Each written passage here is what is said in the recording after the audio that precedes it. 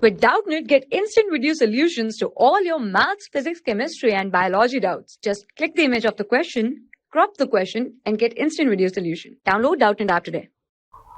Hello, we are given with the fill in the blanks type question, and the question says cooking gas converts dash energy into heat energy.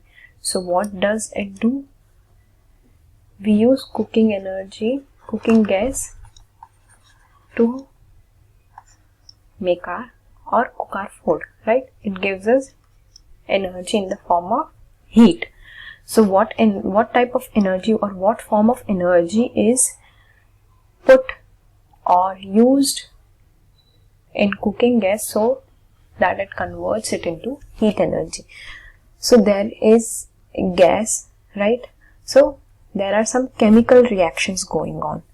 There are some chemical reactions going on inside the gas cylinder or a gas pipeline, right?